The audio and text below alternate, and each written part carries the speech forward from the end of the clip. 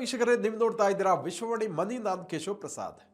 ವೀಕ್ಷಕರೇ, ಫೆಬ್ರವರಿ 28ರಿಂದ ಇಲ್ಲಿಯವರೆಗೆ ನಿರಂತರವಾಗಿ ಇರಾನ್ ಯುದ್ಧದ್ದೇ ಸುದ್ದಿ. ಜೊತೆಗೆ ಈ ಯುದ್ಧದ ಜೊತೆಗೆ ತಳುಕು ಹಾಕಿಕೊಂಡಿರುವಂಥದ್ದು ಕೊಲ್ಲಿ ರಾಷ್ಟ್ರದಿಂದ ಉತ್ಪಾದನೆ ಆಗುವಂತಹ ತೈಲ ದರ ಏರಿಕೆ ಆಗಿರುವಂಥದ್ದು. ಅಫ್ಕೋರ್ಸ್ ಕೊಲ್ಲಿ ಮಾತ್ರ ಅಂತಲ್ಲ, ಇಡೀ ಜಗತ್ತಿನಾದ್ಯಂತ ಗ್ಲೋಬಲ್ ಕ್ರೂಡ್ ಆಯಿಲ್ ಪ್ರೈಸ್ ಸುಮಾರು $70 ಆಸ್ಪಾಸ್ನಲ್ಲಿದ್ದಂತಹ ದರ ಈಗ $100 ಗಡಿ ದಾಟಿರುವಂಥದ್ದು. $120ವರೆಗೂ ಹೋಗಿತ್ತು, ಮತ್ತೆ ಸ್ವಲ್ಪ ಕಡಿಮೆ ಆಗಿ ಈಗ $100 ಆಸ್ಪಾಸ್ನಲ್ಲಿದೆ. ಹಾಗಾಗಿ ಇಡೀ ಜಗತ್ತಿನ ಇಕಾನಮಿಯಲ್ಲಿ ಇವತ್ತು ಇದು ಚಿಂತೆಗೆ ಕಾರಣ ಆಗಿರುವಂಥದ್ದು. ಇದರ ಇಂಪ್ಯಾಕ್ಟ್ ಯಾವ ರೀತಿಯ ಮಾರುಕಟ್ಟೆ ಮೇಲೆ ಆಗುತ್ತೆ, ಇಕಾನಮಿ ಮೇಲೆ ಆಗುತ್ತೆ ಇತ್ಯಾದಿ ವಿಚಾರಗಳ ಬಗ್ಗೆ ಪ್ರತಿದಿನ ಸಾಕಷ್ಟು ಚರ್ಚೆ ನಡೀತಾ ಇದೆ. ಅನೇಕ ಮಂದಿ ಸಾಕಷ್ಟು ಗೊಂದಲದಲ್ಲೂ ಕೂಡ ಇದ್ದಾರೆ. ಸೊ ಹಾಗಾಗಿ ಇವತ್ತಿನ ಎಪಿಸೋಡ್ ನಾವು ಕ್ರೂಡ್ ಆಯಿಲ್ನ ಇಂಪ್ಯಾಕ್ಟ್, ಕ್ರೂಡ್ ಆಯಿಲ್ನ ಪ್ರೈಸ್ ರೈಸ್ ಇಂಪ್ಯಾಕ್ಟ್ ಯಾವ ರೀತಿ ಮಾರ್ಕೆಟ್ ಮೇಲೆ ಆಗ್ತಾ ಇದೆ, ಏನು ಮಾಡ್ಬೋದು, ಮುಂದೆ ಏನಾಗಬಹುದು ಅನ್ನೋದ್ರ ಬಗ್ಗೆ ಸಾಕಷ್ಟು ಒಳನೋಟಗಳನ್ನು ತಿಳ್ಕೊಳ್ಳೋಣ.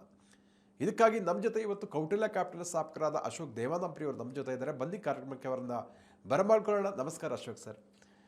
ಅಂದಹಾಗೆ ಆಲ್ರೆಡಿ ನಮಗೆಲ್ಲ ಗೊತ್ತಿರುವಂಥದ್ದು ಯುದ್ಧದ ಒಂದು ವಾತಾವರಣ ಮತ್ತು ನ್ಯೂಸ್ಗಳು ಬರ್ತಾ ಇರುವಂಥದ್ದು, ಜೊತೆಗೆ ಕ್ರೂಡ್ ಆಯಿಲ್ ಪ್ರೈಸ್ $100 ಕ್ರಾಸ್ ಆಗಿರುವಂಥದ್ದು. ಸೊ ಹಾಗಾಗಿ ಎಲ್ಲ ಕಡೆ ಚಿಂತಾಕ್ರಾಂತರಾಗಿರುವಂಥ ಸಂದರ್ಭ.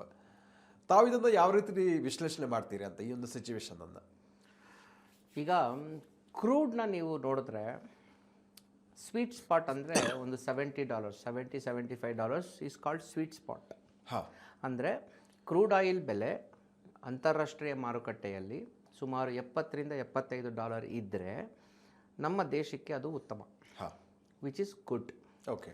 ಅಕಸ್ಮಾತ್ 50ಕ್ಕಿಂತ ಕೆಳಗೆ ಬಿದ್ದರೆ ಅದು ವೆರಿ ಗುಡ್. ಓಕೆ.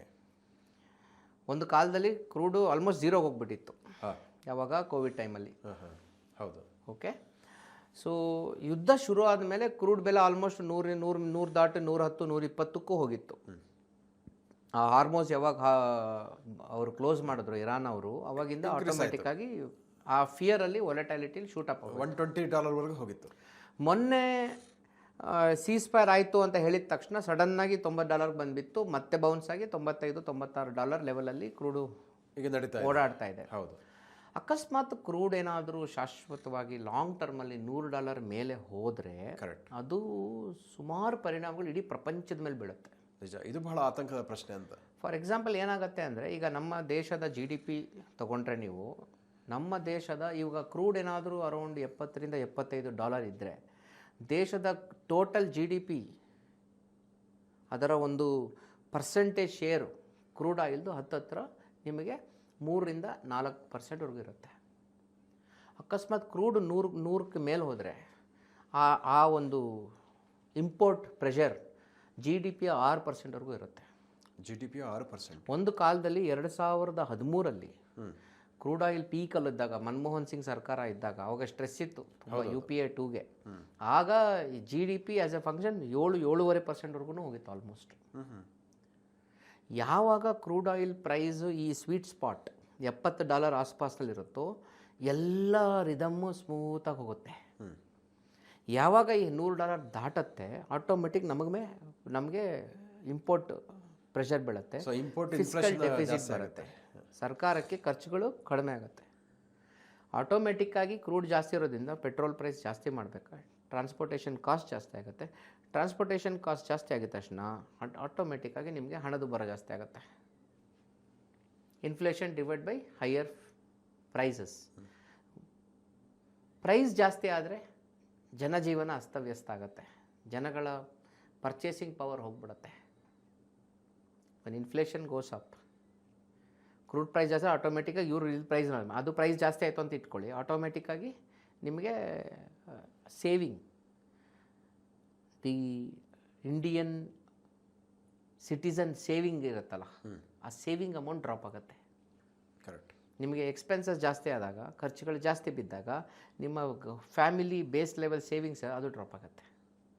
ಅದು ಎಲ್ಲ ದೇಶದ ಎಲ್ಲ ಸಿಟಿಸನ್ಸ್ ಮೇಲೆ ಪರಿಣಾಮ ಬೀಳುತ್ತೆ. ಸೊ ಟೆಕ್ನಿಕಲಿ ಸ್ಪೀಕಿಂಗ್ ಕ್ರೂಡ್ ಯಾವಾಗಲೂ 75 ಕೆಳಗಿದ್ರೆ ಒಳ್ಳೆಯದು. 75 ಮೇಲೆ ಹೋದರೆ ಅದು ಸಮಸ್ಯೆ, 100 ಮೇಲೆ ಹೋದರೆ ರೆಡ್ ಝೋನ್, ಇನ್ನೂ ಡೇಂಜರಸ್. Danger zone. ಯಾಕೆ ಅಂದರೆ GDPಯ 5% ಒಳಗಡೆ ಇದ್ರೇ ಸುಖ ಟೋಟಲ್. ಯಾಕಂದರೆ ನಾವು 85% ಕ್ರೂಡ್ ಆಯಿಲ್ನ ಇಂಪೋರ್ಟ್ ಮಾಡ್ಕೊಳ್ತೀವಿ. ಆಲ್ಮೋಸ್ಟ್ 5% ಆಫ್ GDP ಇದಕ್ಕೋಸ್ಕರ ಅಲೋಕೇಟ್ ಮಾಡೋದು ನ್ಯಾಷನಲ್ ಬಜೆಟ್ದು, ವಿಚ್ ಈಸ್ ಫೈನ್.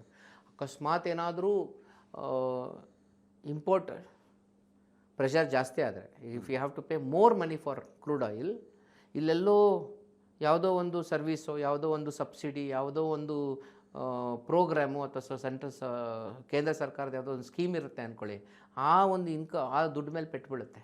ಆ ದುಡ್ಡು ಇಲ್ಲಿ ಕೊಡಬೇಕಲ್ಲ. ಸೊ ಸೆಂಟ್ರಲ್ ಗೌರ್ಮೆಂಟ್ ಬರ್ನಿಂಗ್ ಕೂಡ ಕಡಿಮೆ ಆಗುತ್ತೆ. ಸೊ ಇದೊಂಥರ ರಿವರ್ಸ್ ಸ್ಪೈರಲ್ ಇದ್ದಂಗೆ. ಕನ್ಸಂಪ್ಷನ್ ಡ್ರಾಪ್ ಆಗುತ್ತೆ, ಇನ್ಫ್ಲೇಷನ್ ರೈಸ್ ಆದಾಗ ಕೊಳ್ಳೋರು ಕಡಿಮೆ ಆಗ್ತಾರೆ. ಭಾಳ ದೊಡ್ಡ ಇಂಪ್ಯಾಕ್ಟ್ ಆಗುತ್ತೆ ಇದು ಅಂತ. ಸೊ ಅಂದರೆ ಯಾವಾಗಲೋ ಒಂದು ತಿಂಗಳು 2 ತಿಂಗಳು 3 ತಿಂಗಳು ಒಂದು ಹೈಪ್ ಆಗಿ ಒಂದು ಸೈಕಲ್ ಆಗಿ 100-120 ಹೋಗಿ ಮತ್ತೆ 60-70 ಬಿದ್ದರೆ ಪ್ರಾಬ್ಲಮ್ ಆಗಲ್ಲ. ಬಟ್ ಕನ್ಸಿಸ್ಟೆಂಟಾಗಿ ಒಂದು 4 ಕ್ವಾರ್ಟ್ರು ಕ್ರೂಡ್ ಆಯಿಲ್ ಏನಾದರೂ 100 ಮೇಲೆ ಕಂಟಿನ್ಯೂಸ್ ಆಗಿ ಇದ್ದರೆ ಅದರ ಪರಿಣಾಮ ಭೀಕರವಾಗಿರುತ್ತೆ. ಸುಮಾರು 1 ವರ್ಷ ಆಗಿಬಿಟ್ರೆ ಕಷ್ಟ ಆಗಿಬಿಡುತ್ತೆ, ಭೀಕರವಾಗಿರುತ್ತೆ. ಈಗ ಹೆಂಗೂ ಮೊನ್ನೆ ಸೀಸ್ಫೈರ್ ಅನೌನ್ಸ್ ಮಾಡಿದ ತಕ್ಷಣ 90ಕ್ಕೆ ಬಿತ್ತು. ಹಾಗೆ ನಿಧಾನ ಕೂಲಾಗಿ 70 ಕೆಳಗೆ ಆಲ್ಮೋಸ್ಟ್ ಜಲಸಂಧಿ ತಣ್ಣಗಾಗ್ಬಿಟ್ರೆ ಎಲ್ಲ ಶಿಪ್ಗಳು ಅದ್ರ ಪಾಟಿಗೆ ಅದ್ರ ಮೂವ್ಮೆಂಟ್ಗೆ ಅವಕಾಶ ಕೊಟ್ಬಿಟ್ರೆ, ಇಲ್ಲಿ ಅಮೇರಿಕಾ ಮತ್ತು ಇರಾನ್ ಸುಮ್ಮನೆ ಆಗಿಬಿಟ್ರೆ ಆಟೋಮೆಟಿಕ್ಕಾಗಿ ಆ ಸ್ವೀಟ್ ಸ್ಪಾಟ್ ಝೋನಿಗೆ ಬಂದ್ಬಿಡುತ್ತೆ ಕ್ರೂಡ್. ಮೋದಿ ಸರ್ಕಾರದ ಅದೃಷ್ಟ ಏನು ಅಂದರೆ, ಆ ಒಂದು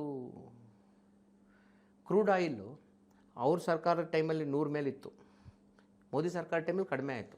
ಹೌದು, ಮೋದಿ ಸರ್ಕಾರ ಮಾಡಿದ ಒಳ್ಳೆ ಕೆಲಸ ಏನಂದರೆ ಫ್ಯೂಯಲ್ ಪ್ರೈಸ್ ಏನು ಕಡಿಮೆ ಮಾಡಲಿಲ್ಲ, ಅವ್ರು ಅಷ್ಟೇ ಇಟ್ಟರು. ಜನ ಅಡ್ಜಸ್ಟ್ ಆಗಿದ್ದಾರೆ ಹಿಂಗೆ ಇರಲಿ ಅಂತ. ಬಟ್ ಇವರು ಆಯಿಲ್ ಬಾಂಡ್ಸ್ ಇಶ್ಯೂ ಮಾಡಿದಲ್ಲ UPA ಸರ್ಕಾರ 10 ವರ್ಷ, ಆ ಎಲ್ಲ ಸಾಲಗಳನ್ನ ಅಕ್ಯುಮ್ಯುಲೇಟ್ ಆಗಿತ್ತು, ಕಟ್ಟಬೇಕಾಗಿತ್ತು. ಆ ದುಡ್ಡುಗಳು ಕ್ಲಿಯರ್ ಮಾಡಿದ್ರು. ಹೌದು, ಈ ಎಕ್ಸ್ಟ್ರಾ ದುಡ್ಡು ಇಸ್ಕೊಂಡು ರೀಸೆಂಟಾಗಿ ಎಲ್ಲ ಕ್ಲಿಯರ್ ಮಾಡಿದ್ರು. ಬಟ್ ಅದು ಒಳ್ಳೆಯದು. ಯಾವುದೇ ಸರ್ಕಾರ ಬಂದರೂ ಕೂಡ ಆ ಥರ ಒಂದು ಸಿಚುವೇಶನ್ ಬಂದಾಗ ಕಮ್ಮಿ ರೇಟಿಗೆ ವಸ್ತು, ಇದೊಂಥರ SIP ಇದ್ದಂಗೆ. ಹೌದೌದು, ಕಮ್ಮಿ ರೇಟ್ ಇದ್ದಾಗ ಅಕ್ಯುಮ್ಯುಲೇಟ್ ಮಾಡಿಕೊಂಡು ಜಾಸ್ತಿ ರೇಟ್ ಬಂದಾಗ ಅದನ್ನು ಕನ್ಸ್ಯೂಮ್ ಮಾಡೋದು ಒಳ್ಳೆತಂತ. ಜಾಸ್ತಿ ಇದ್ದಾಗ ಖಾಲಿ ಮಾಡಿಬಿಟ್ರೆ, ಖರ್ಚು ಮಾಡಿಬಿಟ್ರೆ ಇನ್ನೂ ಕಷ್ಟ ಆಗುತ್ತೆ, ಪರಿಸ್ಥಿತಿ ಕಷ್ಟ ಆಗ್ತಾಯಿತ್ತು. ಅದು ವಿಷಯ. ಈಗ ನೋಡಿ ಕೇಂದ್ರ ಸರ್ಕಾರ ಏನು ಮಾಡಿದೆ ಅಂದರೆ, ಈ ರಿಟೇಲ್ ಪ್ರೈಸನ್ನು ಹಾಗೇ ಇಟ್ಕೊಂಡಿದೆ. ಕರೆಕ್ಟ್. ಯಾವ ಜಗತ್ತಿನಲ್ಲಿ ಬೇರೆ ಆಲ್ಮೋಸ್ಟ್ ಎಲ್ಲ ದೇಶಗಳು ಇನ್ಕ್ರೀಸ್ ಮಾಡಿದೆ. ಅಮೆರಿಕ ಕೂಡ ಇನ್ಕ್ರೀಸ್ ಮಾಡಿದೆ. ಅಮೆರಿಕ ಹ್ಯಾಸ್ ಮೋರ್ ಫ್ಯೂಯಲ್ ಅವ್ರ ಕ್ರೂಡ್ ಆಯಿಲ್ ಇದೆ. ಹೌದು, ರಿಸರ್ವ್ಸ್ ಇದೆ. ಆದ್ರೂ ಕೂಡ ಅವ್ರು ಜಾಸ್ತಿ ಮಾಡಿದ್ದಾರೆ. ಕರೆಕ್ಟ್. ಮಾರ್ಕೆಟ್ ಪ್ರೈಸ್ಗೆ ಅಡ್ಜಸ್ಟ್ ಮಾಡಿದ್ದಾರೆ. ಹೌದು. ಬಟ್ ಇಂಡಿಯಾದಲ್ಲಿ ಜನರಿಗೆ ತೊಂದರೆ ಆಗಬಾರ್ದು ಅನ್ನೋ ಕಾರಣಕ್ಕೋಸ್ಕರ ರಿಟೇಲ್ ಪ್ರೈಸ್ ಅನ್ನು ಹಾಗೆ ಇಟ್ಕೊಂಡಿದ್ದಾರೆ. ಕರೆಕ್ಟ್. ಸೊ ಇದರಿಂದ ಜನರಿಗೆ ಅನುಕೂಲ ಆಗುತ್ತೆ. ಆದರೆ ಅಟ್ ದ ಸೇಮ್ ಟೈಮ್ ಸರ್ಕಾರಕ್ಕೆ ಇದರ ಹೊರೆ ಆಗುವಂಥದ್ದು. ಈಗ ಪಬ್ಲಿಕ್ ಸೆಕ್ಟರ್ ಆಯಿಲ್ ಕಂಪನಿಗಳಿಗೆ ಕರೆಕ್ಟ್ ಅದನ್ನ ಕೊಡಬೇಕಾಗುತ್ತೆ. ನಷ್ಟ ಏನು ಇದಾಗುತ್ತೆ ಅವರಿಗೆ, ನಷ್ಟ ಭರಿಸ್ಕೊಳ್ಬೇಕಲ್ಲ. ಸೊ ಇದು ಲಾಂಗ್ ಟರ್ಮ್ಗೆ ಏನಾದರೂ ಇಕನಾಮಿ ಮೇಲೆ ಇಂಪ್ಯಾಕ್ಟ್ ಆಗ್ಬಹುದಾ? ಈಗ ಸರ್ಕಾರ ಮಾಡ್ತಿರೋ ಮೆಥಡ್ ಕರೆಕ್ಟ್ ಆಗಿದೆ. ಈಗ ಇಡೀ ದೇಶ ಆ ಒಂದು ಪ್ರೈಸ್ಗೆ ಅಡ್ಜಸ್ಟ್ ಆಗಿದೆ. ₹100 ಪೆಟ್ರೋಲ್ಗೆ ಸೆಟ್ ಆಗಿದ್ದೀವಿ ನಾವು. ಹೌದೌದು. ಈಗ ಅದಕ್ಕೇನು ಸೆನ್ಸಿಟಿವ್ ರಿಯಾಕ್ಟ್ ಆಗ್ತಿಲ್ಲ ನಾವು. ಹೌದು. ಅದನ್ನ ಕಾಸ್ಟ್ಲಿ ಅಂತ ನಾವು ನೋಡ್ತಿಲ್ಲ. ನಮ್ಮ ದೈನಂದಿನ ಚಟುವಟಿಕೆಗಳಲ್ಲಿ ಅದನ್ನ ಇನ್ವಾಲ್ವ್ ಮಾಡ್ಕೊಂಡ್ಬಿಟ್ಟಿದ್ದೀವಿ. ಸೊ ಹಾಗಾಗಿ ನಮ್ಗಳನ್ನ ಪ್ಯಾಂಪರ್ ಮಾಡೋ ಅವಶ್ಯಕತೆ ಸರ್ಕಾರಕ್ಕೆ ಇಲ್ಲ, ಮಾಡ್ಲೂಬಾರ್ದು. ಕೆಲವೊಮ್ಮೆ ಸರ್ಕಾರಗಳು ಏನ್ ಮಾಡ್ತವೆ, ಜನಗಳಿಗೆ ಬಕೆಟ್ ಹಿಡಿಯಕ್ಕೆ ಮಾಡ್ತಾರೆ. ನೋಡಿ ನಾವು ಕಮ್ಮಿ ಮಾಡಿದ್ವಿ ಅಂತ. ಅಲ್ಲ, ಇವಾಗಲೇ ಕೆಲವರು ಪ್ರತಿಪಕ್ಷ ಹೇಳ್ತಾ ಇದ್ವಲ್ಲ, ಎಲೆಕ್ಷನ್ ಇದೆ ಹಾಗಾಗಿ ಮಾಡಿದೆ, ಎಲೆಕ್ಷನ್ ಆದ ತಕ್ಷಣ ಏರಿಸ್ತಾರೆ ಅಂತ. ನಾನು ಹೇಳೋದು ಆ ಪ್ರೈಸ್ ನಂಗೆ ಮೇಂಟೈನ್ ಮಾಡಬೇಕು. ಯಾಕೆ ಮೇಂಟೈನ್ ಮಾಡಬೇಕು ಅಂದ್ರೆ, ನಾಳೆ ಮತ್ತೆ ಕಡಿಮೆ ಆಗುತ್ತೆ ಪ್ರೈಸ್ ಕ್ರೂಡು, ಅದನ್ನ ಮ್ಯಾನೇಜ್ ಮಾಡ್ಬೋದು. ಈಗ ಆ ದುಡ್ಡನ್ನು ನಾವು ಅಕ್ಯುಮುಲೇಟ್ ಮಾಡ್ಕೊಂಡ್ರೆ ಕಮ್ಮಿ ಇದ್ದಾಗ ಅದನ್ನ ಈಗ ಜಾಸ್ತಿ ಆಗಿದೆ ಬಳಸ್ಕೋಬಹುದು. ಇವತ್ತು ಕಮ್ಮಿ ಇದ್ದಾಗ ನಾವೇನಾದ್ರೂ ಅದನ್ನ ಆ ಹಣನ ಹಾಳು ಮಾಡ್ಕೊಂಡಿದ್ರೆ, ಈಗ ಜಾಸ್ತಿ ಆದಾಗ ನಾವು ಸಮಸ್ಯೆ ಎದುರಿಸ್ತಾ ಇದ್ವಿ. ಇವತ್ತು ನಮ್ಗೆ ಆ ಸಮಸ್ಯೆ ಯಾಕಿಲ್ಲ ಅಂದರೆ, ಕ್ರೂಡ್ 40-50 ಇದ್ದಾಗ ನಾವು ಆರಾಮಾಗಿ ಅಕ್ಯುಮುಲೇಟ್ ಮಾಡಿದ್ವಿ. ಅದನ್ನು ಟ್ರೆಜರಿಲಿ ಆ್ಯಡ್ ಆಗ್ತಾ ಇತ್ತು, ಅದು ಡೆಫಿಸಿಟ್ ಕ್ಲಿಯರ್ ಆಗ್ತಾ ಇತ್ತು. ಈಗ ಮತ್ತೆ ಹೋಯ್ತು, ಮತ್ತೆ ಸ್ವಲ್ಪ ಪ್ರೆಷರ್ ಬೀಳುತ್ತೆ, ಮತ್ತೆ ಇನ್ನೊಂದು ದಿನ ಕೆಳಗೆ ಬರುತ್ತೆ. So it's like SIP ಮಾಡಲ್ಲೇ.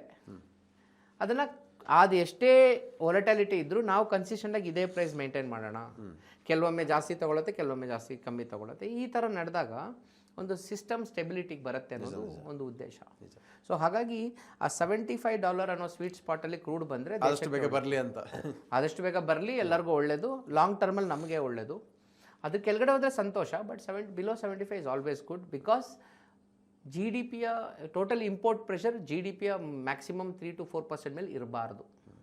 ಹಿಂದೆ 7%ವರೆಗೂ ಹೋಗಿತ್ತು. ಇವತ್ತು ಕೂಡ ನಾವು 3-4% ರೇಂಜಲ್ಲೇ ಇದ್ದೀವಿ, which is a very good news. ಅದು ನನ್ನ ಅನಿಸಿಕೆ. ಭಾಳ ಚೆನ್ನಾಗಿ ಕ್ರೂಡ್ ಆಯಿಲ್ ಪ್ರೈಸ್ ಏರಿಕೆ ಆಗೋದ್ರಿಂದ ಇಂಪ್ಯಾಕ್ಟ್ ಯಾವ ರೀತಿ ಆಗುತ್ತೆ ಮತ್ತು ಅದಕ್ಕೆ ಯಾವ ರೀತಿಯಲ್ಲಿ ಸರ್ಕಾರ ಕೆಲಸ ಮಾಡ್ತಾ ಇದೆ ಈಗ ಅನ್ನೋದ್ರ ಬಗ್ಗೆ ಸಾಕಷ್ಟು ಉಪಯುಕ್ತ ಒಳನೋಟಗಳನ್ನು ತಿಳಿಸೋದಕ್ಕಾಗಿ ಧನ್ಯವಾದಗಳು. ವೀಕ್ಷಕರೇ, ಇಂತಹ ಮತ್ತಷ್ಟು ಉಪಯುಕ್ತ ವಿಡಿಯೋಗಳಿಗೆ ವಿಶ್ವವಾಣಿ ಮನಿ ಯೂಟ್ಯೂಬ್ ಚಾನಲನ್ನು ವೀಕ್ಷಿಸಿ ಮತ್ತು ಸಬ್ಸ್ಕ್ರೈಬ್ ಮಾಡಿ. ವಂದನೆಗಳು.